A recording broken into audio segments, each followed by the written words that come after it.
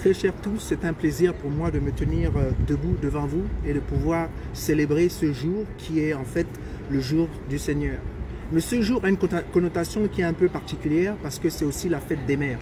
Alors j'aimerais pouvoir célébrer à toutes les mamans du monde, en particulier dans les pays où on célèbre la fête des mères aujourd'hui. J'aimerais tout simplement vous dire que nous vous apprécions, que nous vous aimons et que nous sommes conscients que vous vous êtes sacrifiés pour que nous puissions être tout ce que nous devons être aujourd'hui. J'aimerais pouvoir vous dire avec beaucoup d'enthousiasme que nous vous aimons et que nous apprécions tout ce que vous avez fait. En fait, nous sommes ce que nous sommes aujourd'hui à cause de vous. Très souvent, vous êtes sacrifiés. Lorsque nous ne pouvons rien faire pour nous-mêmes, vous étiez toujours là afin de nous assurer que nous ayons la meilleure éducation possible et que nous ayons les meilleurs habits possibles dans les meilleures conditions possibles. Et nous voulons vous dire merci. Mais ma célébration des mamans ne peut pas être complète si je ne m'adresse pas directement à ma mère. Maman, je veux que tu saches là où tu te trouves que nous t'aimons. Et nous t'aimons fermement. Et nous te disons merci pour tous les sacrifices et pour toutes les choses que tu as fait pour chacun de nous. Je parle pour Mike, je parle pour Christelle et je parle pour Natacha. Et nous voulons te dire que nous n'aurons pas pu trouver une meilleure mère que toi. Et je sais qu'aujourd'hui, quand bien même beaucoup de tes enfants, à l'exception de Mike, nous sommes loin de toi. Mais nous voulons que tu saches aujourd'hui que nous t'aimons et que nous voulons que du bien pour toi. Et donc j'aimerais pouvoir m'adresser à papa parce qu'il est à l'origine de la raison pour laquelle nous sommes là. Si aujourd'hui tu es devenu maman, une mère, c'est parce qu'un homme qui s'appelle Victor Joktan t'a aimé. Et ensemble, nous sommes devenus le fruit de votre amour. Et donc, je demanderai à papa, comme tu l'as toujours si bien fait, d'entourer maman de beaucoup d'affection, d'entourer maman de beaucoup d'amour et de lui permettre aujourd'hui de pouvoir combler le vide de ses enfants.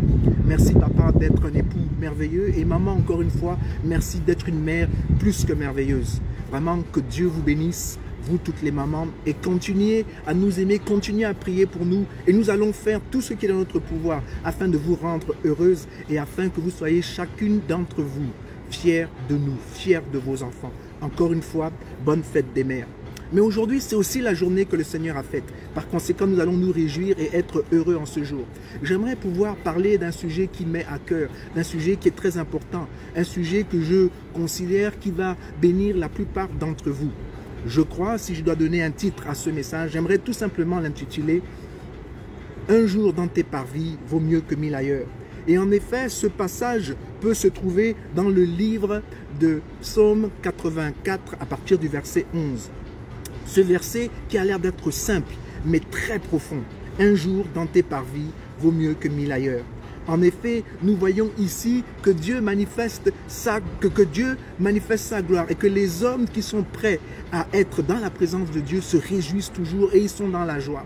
Vous voyez, la Bible ici dit que un jour dans tes parvis vaut mieux que 1000 ailleurs. Cela veut tout simplement dire que se trouver dans la présence de Dieu, se trouver là où Dieu est, cela vaut mieux que d'être n'importe où sur la surface de la terre. Et il est important pour nous de le comprendre et de saisir ces bénédictions que Dieu nous donne. Nous pouvons rencontrer Dieu. Nous avons la possibilité de voir Dieu. Nous avons la possibilité de toucher Dieu. Et Dieu veut nous rencontrer, Dieu veut nous toucher. Mais il y a un lieu, il y a un endroit, il y a des circonstances, il y a un environnement où Dieu peut manifester toute sa gloire et aussi, bien entendu, pouvoir nous toucher. Et alors, j'aimerais pouvoir avec vous explorer un peu l'Église. Et j'aimerais pouvoir vous dire que dans Jean, pas dans Jean, mais dans Psaume 122, verset 1, la Bible dit aussi que je suis dans la joie lorsqu'on me dit « Allons à la maison de l'Éternel ».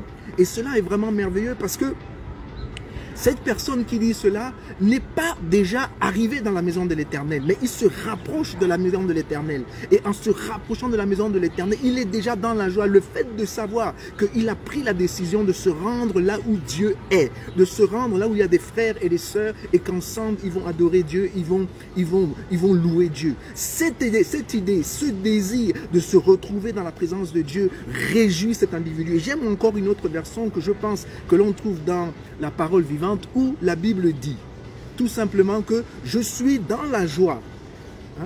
Je suis dans la joie lorsque je suis avec des gens qui me disent d'aller dans la maison de l'Éternel. Là encore, on voit bien que c'est une personne qui décide de partir à l'église avec quelqu'un d'autre. Et le fait qu'on l'invite et qu'on l'amène à l'église, il se réjouit, il est heureux. Tout simplement parce qu'il a entendu parler de Dieu. Il a entendu parler des bonnes choses et des grandes choses que Dieu a faites dans la vie des hommes et des femmes. Et donc, il se réjouit de ce que Dieu a fait. Mais maintenant, il est heureux parce qu'il aura la possibilité de rentrer dans la présence de Dieu et de voir Dieu. Son oreille avait entendu parler de lui. Maintenant, il a l'opportunité de pouvoir voir Dieu dans toute sa magnificence et dans toute sa grandeur. Ce qui est merveilleux dans ce verset qui a l'air d'être très simple, c'est que la présence de Dieu transforme la vie des hommes. La présence de Dieu fait énormément dans la vie des individus, des hommes et des femmes qui se confient en Dieu. Et j'aimerais pouvoir vous dire ici à tous ceux qui m'écoutaient, qu'il y a de l'espoir en Dieu, qu'il y a la vie en Dieu, que tout ce que nous désirons, nous pouvons en effet le trouver en Dieu. Et cela est important pour chacun de nous de rencontrer, de vivre pleinement ce que Dieu a prévu pour nous. Ce qui est important aussi, c'est que Eugene Peterson a dit que le psaume 122 est en fait décrit une personne qui a décidé de se rendre là où Dieu est et de célébrer Dieu et d'adorer Dieu. Et donc pour lui, il dit « Je suis dans la joie lorsqu'on me dit d'aller dans la maison de l'Éternel ». Et donc j'aimerais pouvoir encourager chacun de nous ici à inviter des hommes et des femmes à rencontrer Dieu, des hommes et des femmes à se réconcilier avec Dieu. Et je vous dis que cet acte que vous allez faire, cet acte que vous êtes en train de poser pour les hommes et les femmes qui sont autour de vous, un jour, ils vous diront merci de leur avoir permis d'être en contact avec la vérité, d'être en contact avec Dieu, parce que leur vie n'est plus la même. J'aimerais donc vous dire encore une fois que le désir de Dieu, ce n'est pas que nous soyons sauvés seulement nous seuls, mais qu'une multitude d'hommes puissent être sauvés. L'enfer n'a pas été créé pour les humains. L'enfer a été créé pour les esprits méchants et maléfiques.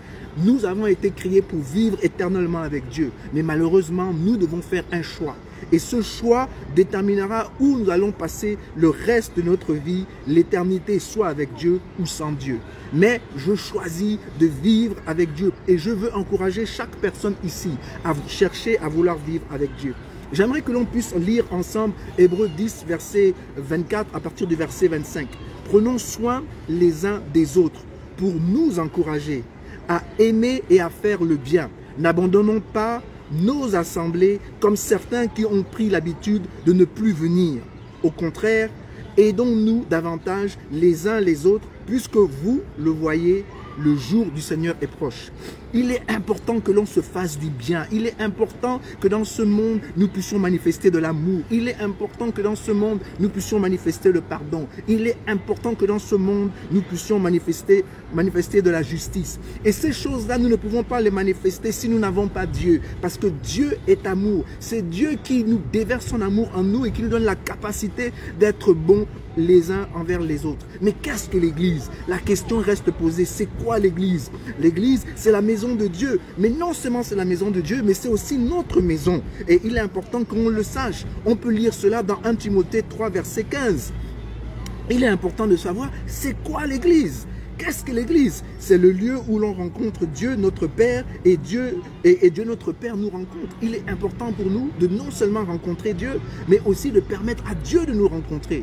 Dieu veut nous rencontrer. Il est important, si vous regardez les Saintes Écritures, que lorsque Adam et Ève étaient dans le jardin, de temps en temps, Dieu venait et il se manifestait et il communiait avec ses enfants. Il touchait ses enfants, il parlait avec ses enfants, il communiait avec ses enfants. Le désir de Dieu, c'est de communier avec nous. Le désir de Dieu, c'est d'être avec nous. Donc, l'Église, c'est quoi? L'Église, c'est le lieu où on va rencontrer Dieu, mais c'est le lieu aussi où Dieu vient nous rencontrer. Et donc, il est important qu'ensemble, nous puissions jouir pleinement ce que Dieu a pour nous. Je vous dis, je me rappelle lorsque j'étais jeune, on chantait souvent ce cantique, que dans la maison de mon Père, il y a énormément de joie. Dans la maison de mon Père, il y a énormément de paix. Tout ce dont vous avez besoin se trouve dans la maison de votre Père. Mais l'Église, c'est quoi? C'est le lieu où on rencontre Dieu et c'est aussi le lieu où Dieu vient nous rencontrer. C'est le lieu où nous avons une audience avec ce grand Dieu. Et bien entendu, lorsque Dieu manifeste sa gloire et sa puissance, notre vie ne peut pas être la même. Notre vie va être transformée, notre vie va être complètement changée. Parce que On ne peut pas être dans la présence de Dieu et demeurer les mêmes. Ce n'est pas possible. On ne peut pas être dans la présence de Dieu et rester la même personne. Lorsque nous sommes en contact avec Dieu, lorsque nous permettons à Dieu de nous toucher, lorsque nous nous mettons dans une position où Dieu nous touche, nous sommes complètement transformés et cela est bon pour nous, cela est bon pour nos âmes et cela est même bon aussi pour les gens qui sont autour de nous parce que la bénédiction de Dieu est contagieuse. C'est-à-dire que quand Dieu bénit quelqu'un, cela se déverse aussi sur les gens qui sont attachés à cette personne. Ne négligeons pas la présence de Dieu dans notre vie.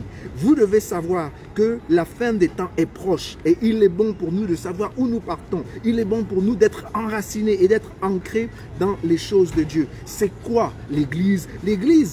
L'Église, c'est là où non seulement on rencontre Dieu et que Dieu nous rencontre, mais c'est aussi la maison de l'Éternel. Ce qui est important, mais c'est aussi notre maison à nous. Nous devons comprendre que c'est dans la présence de Dieu que tous nos problèmes sont résolus. Et il est important pour nous que c'est dans cet endroit aussi où Dieu manifeste pleinement sa gloire. Parce que la Bible dit que là où 2 ou 3 sont réunis en son nom, il est au milieu de nous. Et lorsque nous louons Dieu et que nous adorons Dieu, la Bible dit que Dieu siège dans la louange de son peuple. Et à chaque fois que Dieu siège quelque part, c'est que quelque chose d'important va se passer dans la vie des hommes et des femmes qui se trouvent là où le siège de Dieu est. Et ce que Dieu va décréter va nous bénir de manière spectaculaire, va nous faire du bien. Parce que je refuse de croire que lorsque Dieu parle, nous demeurons les mêmes. Je refuse de croire que lorsque Dieu se manifeste, nous allons être insensibles. Ce n'est pas possible. Le Dieu qui créa le ciel et la terre, lorsqu'il s'exprime, tout bouge, tout change pour le meilleur des mondes dans le nom de Jésus. C'est comme ça que Dieu a créé le monde et c'est comme ça que Dieu manifeste sa gloire. Donc il est important pour chacun de nous de comprendre donc l'importance de l'Église. Vous voyez, c'est dans l'Église que l'on trouve notre raison d'être. C'est dans l'Église que l'on trouve notre destinée. C'est dans l'Église que nous découvrons que Dieu est capable de faire des choses spectaculaires. C'est dans l'Église que Dieu guérit les hommes et les femmes. Il est important pour nous de savoir que Dieu a besoin d'un quorum. Là où il y a l'unité, là où il y a l'accord, Dieu aime descendre et manifester sa gloire. Donc il est important que l'on se retrouve en tant que chrétien. Parce qu'il y a de la puissance dans l'unité. Et que nous demandons, que nous nous mettons en accord et que nous demandons une seule chose. La Bible dit que lorsque nous demandons cette chose au nom de Jésus, cette chose nous sera accordée. C'est ça l'Église. C'est ça l'Église. L'Église, c'est le lieu où des hommes et des femmes s'attendent non seulement à ce que Dieu leur parle, mais c'est aussi le lieu où les hommes et les femmes s'adressent à Dieu. Ils parlent à Dieu, ils communiquent avec Dieu, ils communient avec Dieu. Et Dieu se manifeste dans leur vie. Et Dieu crée des chemins dans leur vie là où il n'y a point de chemin. Vous voyez, je sais que dans l'Église, il y a beaucoup de manquements. Je sais que dans l'Église, il y a des hommes qui considèrent qu'il y a des hommes qui ne sont pas corrects, qu'il y a des hommes qui sont malhonnêtes, qu'il y a des hommes qui ne sont pas sincères, qu'il y a des menteurs, qu'il y a des voleurs, qu'il y a des gens qui sont de mauvaise moralité. Et je vous le concède, mais j'aimerais tout simplement vous dire qu'il est important pour chacun de nous de comprendre que même si dans l'Église, il y a de mauvais fruits, il y a de bons fruits. Et nous ne sommes pas venus dans l'Église pour surveiller les gens. Nous sommes venus dans l'Église pour veiller les uns sur les autres, pour encourager les hommes et les femmes à devenir meilleurs. Mais maintenant, si les hommes et les femmes ne veulent pas changer, cela ne devrait pas être notre souci. Nous devons faire tout ce qui est de notre pouvoir afin de pouvoir les aider, mais il est aussi important que nous puissions tout faire pour que Dieu puisse manifester sa gloire. Donc, le but n'est pas de changer les gens, mais le but c'est d'amener les gens à connaître Dieu et à connaître la vérité de Dieu. Et c'est la vérité de Dieu qui va transformer la vie des gens. La Bible déclare que c'est l'Esprit de Dieu qui convainc l'homme de péché, de justice et de jugement. Ce n'est pas nous qui convainquons les hommes qu'ils sont dans le péché ou qu'ils font mal, mais c'est nous qui apportons la parole de Dieu aux hommes et aux femmes. Et lorsqu'on le fait, Dieu se manifeste et Dieu manifeste sa gloire. Donc il est important pour nous de ne pas abandonner et de ne pas se dire que nous n'allons pas à l'église parce qu'il y a des hommes et des femmes de mauvaise moralité qui se trouvent à l'église. J'aimerais donc vous encourager à revisiter votre position. Et la vérité, c'est que même vous-même qui êtes à l'église et qui avez fait ce constat-là, que dans l'église, il y a des menteurs, il y a des voleurs, il y a des gens de mauvaise moralité, vous-même, vous savez, vous êtes conscient que quand vous êtes venu à l'église, vous n'étiez pas en bonne santé, vous n'étiez pas parfait.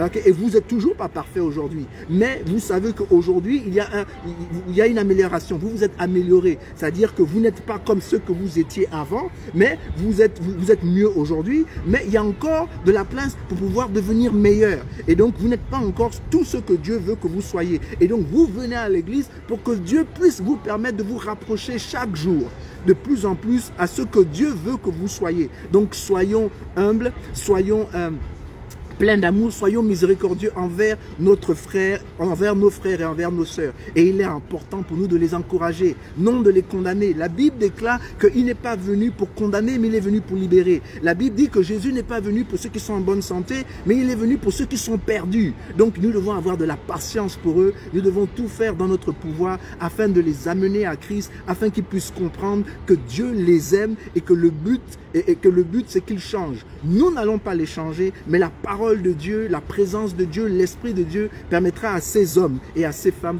de vouloir changer.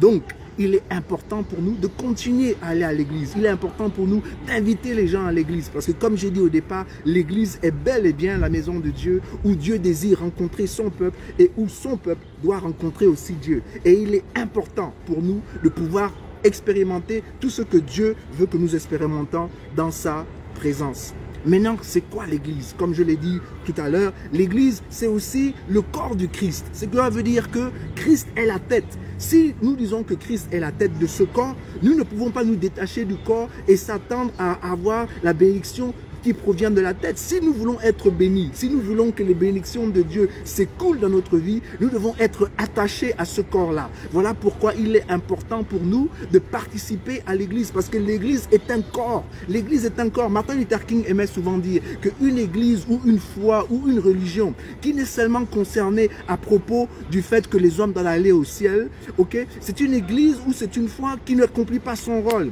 Parce que l'église doit être aussi concernée à propos des MAPAN qui est en train d'asphyxier les gens économiquement. L'église doit être concernée à propos de la politique et à propos de l'économie qui ne permet pas aux hommes et aux femmes de pouvoir s'épanouir. L'église doit être concernée à propos de la précarité qui asphyxie et qui paralyse tant de personnes. Et que si l'église décide de ne pas se prononcer sur ces choses-là, si l'église ne décide pas d'aider des hommes et des femmes à améliorer leurs conditions de vie, cette église-là, ou bien cette foi-là, elle est moribonde, elle devrait attendre son enterrement purement et simplement. Donc l'église est un endroit où nous devons restaurer la vie des hommes et des femmes. L'église est cet endroit-là où nous devons faire ce qui est bon et ce qui est juste. Nous devons nous battre pour essayer et tout faire dans notre pouvoir d'améliorer la vie des hommes et des femmes. Jésus, partout où il allait, la Bible dit qu'il faisait le bien parce que la vie de l'homme le concerne. Il veut voir l'homme heureux, comme il dit lui-même, je suis venu afin qu'ils aient la vie et qu'ils aient la vie en abondance.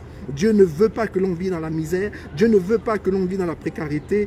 Dieu ne veut pas que l'on vive dans l'exploitation. En fait, Dieu lui-même a dit à chaque homme qu'il nous donne la terre et que nous devons fructifier la terre. Il nous a demandé de dominer la terre. Il nous a jamais demandé de nous dominer les uns envers les autres. Mais il nous a demandé de nous aimer les uns les autres. Et il dit bien dans sa parole, la manière dont nous nous comportons les uns par rapport aux autres, c'est de cette manière-là que la gloire de Dieu va être manifeste et que les gens qui sont de l'extérieur, lorsqu'ils nous regardent, ils vont apprécier l'amour de Dieu, ils vont apprécier qui Dieu est à cause de l'amour, à cause du traitement que nous faisons, que nous avons les uns envers les autres. Qu'est-ce que l'Église? L'Église est l'épouse de Christ. Maintenant, nous ne pouvons pas dire que nous sommes l'épouse de Christ et être détachés de Christ. Si nous sommes l'épouse de Christ, nous devons nous réjouir d'être dans la présence de notre époux. Nous devons nous réjouir d'écouter notre époux. Nous devons nous réjouir d'aimer notre époux et de permettre à notre époux de nous aimer et de permettre d'écouter ce que notre époux dit et d'accomplir ce que notre époux veut que l'on accomplisse. Parce que nous sommes l'Église. La Bible dit que Jésus veut présenter à son Père une Église sans tache ni ride. Mais pour qu'on soit sans tache ni ride, il faut que l'on soit dans la présence de Dieu. Nous ne pouvons pas prétendre être l'épouse de Christ et être séparés de Jésus. Ça n'a pas de sens. Une épouse épanouie est une épouse qui est à côté de son mari. Pourquoi? Parce que son mari se bat et il fait tout pour pouvoir améliorer sa vie. Il fait tout pour s'assurer qu'elle ne manque de rien. Il fait tout pour pourvoir aux besoins de son épouse. Il fait tout pour s'assurer que son épouse est comblée, que son épouse est satisfaite. Et cela est important. Nous ne pouvons pas vivre notre vie en étant séparés de notre époux. Je vous ai dit que Christ est l'époux de l'Église. Et donc l'épouse ne peut pas faire tout ce qu'elle veut sans pour autant savoir ce que l'époux veut. Et il est important que si nous voulons que cette unité, que cette union prospère, il nous faut être en accord avec notre époux. Notre époux a toujours raison puisque c'est lui Dieu. Donc il est important pour nous de nous soumettre à la volonté de Dieu. Il est important que nous nous mettons sous sa protection divine. Il est important que nous nous mettons sous sa direction afin de pouvoir jouir pleinement de ce que Dieu a pour chacun de nous. Oui, l'église est un endroit spectaculaire et merveilleux. Je discutais avec une sœur hier qui m'a donné plusieurs témoignages et je vais vous montrer aujourd'hui combien de fois l'église est importante et combien de fois nous ne pouvons pas nous permettre de négliger l'assemblée des saints. La Bible déclare qu'il est doux et agréable pour des frères de demeurer ensemble. Oui, et Dieu siège dans la louange de son peuple. Lorsque ses enfants viennent ensemble et le louent, lorsque l'épouse élève les voix vers le ciel, lorsque l'épouse est en train d'adorer Dieu et de louer Dieu, alors que les louanges, l'adoration montent vers le ciel, les bénédictions sont en train de descendre. Et il est important, et on ne peut pas le faire n'importe comment, c'est ensemble, lorsque nous le faisons, que la gloire de Dieu se manifeste. Et donc j'aimerais pouvoir dire qu'il y avait un jeune homme qui était, il y avait une jeune femme qui était à l'église et qui était enceinte. Et son époux avait l'habitude de partir en mission sans pour autant lui dire. Et quand il partait en mission, souvent, il oubliait de lui laisser de la popote, comme on dit chez nous, et donc elle se retrouvait en difficulté. Et donc elle a appelé une sœur de l'église pour lui faire part des difficultés auxquelles elle était confrontée. Elle n'a pas appelé pour demander de l'aide, mais juste pour lui faire comprendre des difficultés auxquelles elle était confrontée. Et cette sœur lui a dit, écoute, ne te fais aucun souci, je viens vers toi. Et donc elle est venue vers elle, elle a pris donc la liste de choses qu'elle avait besoin, elle l'a amenée à la banque, elle a soutiré un peu d'argent pour lui donner, etc., etc., etc., etc. Et donc elle a pu avoir un trousseau. Et cette femme-là s'est effondrée en pleurs, tellement elle a été brisée par l'amour. Et c'est ça la puissance de l'église. Vous voyez, cette femme était fidèle dans l'église, elle était fidèle dans son département, elle servait Dieu de manière assidue. Et parce qu'elle servait Dieu de manière assidue, lorsqu'elle était en difficulté, eh bien, il y avait quelqu'un qui était là pour pouvoir venir à son aide. Maintenant, je ne dis pas que nous devons aller à l'église parce que nous attendons à ce qu'on nous aide. Mais ça fait partie de l'église. C'est-à-dire que quand on est en difficulté, l'église devrait être en mesure de pouvoir nous aider. Quand je parle de l'église, ce n'est pas forcément les leaders de l'église, mais je parle des membres de l'église. Je vais donner encore une autre histoire. C'est l'histoire d'un jeune homme qui voulait se marier. Et donc, il est parti dans sa belle famille. Et dans sa belle famille, on leur a dit qu'ils vont lui donner leur fille, mais à condition qu'ils paient la dot. Et ils ont fait donc une liste des différentes choses dont la famille de cette femme-là s'attendait à recevoir. Et donc lui, il a mené cette liste-là dans son département à l'église. Et donc à l'église, on a partagé cette liste. Et chacun dans l'église, chaque membre de l'église, en accord avec ce qu'il avait, selon les besoins qu'il avait et selon la capacité dont il était doté, ont choisi les choses qu'ils allaient apporter pour pouvoir permettre à ce jeune homme de doter sa femme. Et ils ont réussi à le faire. Ce jeune homme qui n'avait pas les moyens a pu se marier. Pourquoi? Parce que sa famille, l'église, l'a soutenu. Je vous dis qu'il y a de la puissance dans l'église, mais il faut qu'on s'organise et il faut qu'on fasse les choses bien. Il faut qu'on élève les standards. Il faut que l'on puisse percer le cœur de Dieu. Il faut qu'on puisse comprendre quelle est la volonté de Dieu. La Bible dit bien qu'au milieu des disciples, il n'y avait pas d'indigents. Et donc, il est important de savoir que parmi nous, ceux qui ont doivent partager avec ceux qui n'ont pas. Il est important qu'on le fasse. Et si chacun fait sa part, ça ne sera pas lourd sur une personne. Parce que tous, nous allons mettre la main à la pâte. Oui, je sais que dans l'église, il y a beaucoup de manquements. Je sais que dans l'église, il y a des gens qui ne sont pas satisfaits. Je sais ça. Mais je veux aussi vous dire que pendant le jour, Jésus et ses disciples ont planté. Ils ont planté du blé dans le champ. Ils ont travaillé de manière assidue. Et pendant la nuit, la Bible dit que l'ennemi est venu et il a semé de l'ivraie. Et le matin, lorsqu'ils se sont levés, les disciples se sont rendus compte, en particulier Pierre, qu'il s'est passé quelque chose la nuit et que les gens sont venus saboter le travail qu'ils avaient fait pendant la journée. Et donc Pierre dit et veut pouvoir commencer à séparer l'ivraie du blé. Et Jésus lui dit non, ne le fais pas. Permet aux deux de pousser ensemble. Au temps opportun, au temps opportun, nous allons séparer le blé de l'ivraie. Le blé, nous allons le mettre dans le grenier et l'ivraie, nous allons l'attacher et le brûler. Je suis ici en train de vous dire que oui, même les choses qui ne sont pas bonnes dans l'église, le temps arrive, Dieu va régler cela. Dieu va régler cela. Ce que nous devons faire, c'est nous contenter à faire ce qui est juste. Nous devons nous contenter à suivre la parole de Dieu, à marcher selon les principes de Dieu. Et alors que nous faisons ceci, nous allons voir la gloire de Dieu se manifester. Donc, j'aimerais tout simplement vous dire encore une fois que l'église, c'est cet endroit-là où celui qui est faible doit devenir fort. Celui qui est pauvre doit devenir riche. Celui qui est malade doit être guéri. Voilà ce que l'église est. L'église est supposée transformer la vie des hommes et des femmes. Voilà pourquoi nous ne pouvons pas négliger l'église. Voilà pourquoi nous ne pouvons pas seulement rester chez nous, mais nous devons être impliqués dans l'église. Parce que l'église est le lieu où Dieu rencontre son peuple, mais c'est aussi le lieu où le peuple rencontre Dieu. C'est l'endroit où nous avons une audience avec Dieu. Et à chaque fois que Dieu se manifeste à l'église, cela est bénéfique pour nous tous. Vous voyez, comme nous sommes à l'église, nous pouvons entendre les témoignages, les choses que Dieu est en train de faire ou les choses que Dieu a fait dans la vie des uns et des autres. Ce n'est pas une occasion pour nous d'être jaloux, au contraire. Si Dieu l'a fait pour telle personne, c'est qu'il peut aussi le faire pour nous. Et cela doit être une bénédiction pour nous. Ton temps viendra. Dieu n'est jamais en retard. Dieu est toujours capable de faire des grandes choses. Donc je veux vous encourager aujourd'hui à continuer à aller à l'église. Pour ceux qui ne veulent plus aller à l'église pour X ou Y raison, je veux vous dire que non.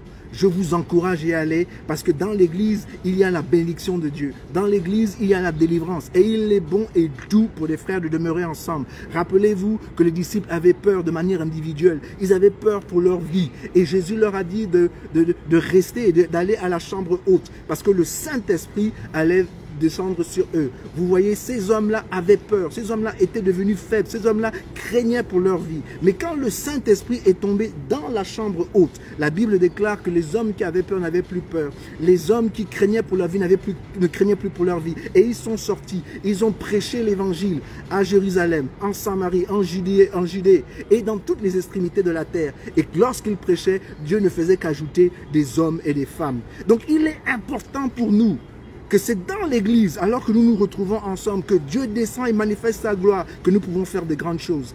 La Bible dit que Jésus a dit à son Père, que comme toi et moi nous sommes un, je prie que je sois un avec eux aussi. Nous aussi, je prie que l'église soit un seul corps et que nous luttons pour la justice, nous luttons pour ce qui est bon, nous luttons pour ce qui est agréable, nous luttons pour ce qui est agréable aux yeux de Dieu. Et je sais que nous ferons de ce monde un meilleur monde parce que ne l'oublions pas, la terre et tout ce qu'elle renferme appartient à Dieu.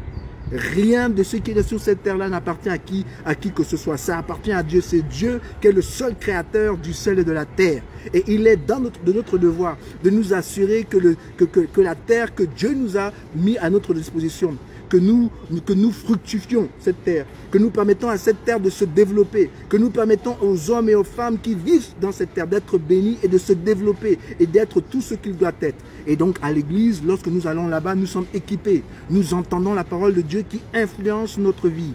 Vraiment, ça a été un plaisir pour moi de partager avec vous. Si vous le voyez très bien, je vous encourage à repartir à l'église. Je vous encourage à retrouver vos frères et sœurs, à demeurer dans la présence de Dieu et à vous attendre à ce que Dieu fasse des grandes choses là où vous êtes. Parce que Dieu parle, Dieu décide de faire de grandes choses. Dieu manifeste sa gloire et il est bon pour vous que vous ne manquez de rien et que vous ne manquez pas ce que Dieu est en train de faire. Vous devez être au battement du cœur de Dieu. Vous devez savoir quelle est la pensée de Dieu pour les moments dans lesquels nous vivons. Si vous voulez pleinement vivre votre vie chrétienne sur la terre des vivants, si vous voulez pleinement être béni, c'est ma prière pour chacun de vous. Soyez bénis, soyez fortifiés dans votre foi et n'oubliez pas que votre frère et votre sœur sont là pour vous aider à devenir meilleur et non pas pour devenir pire.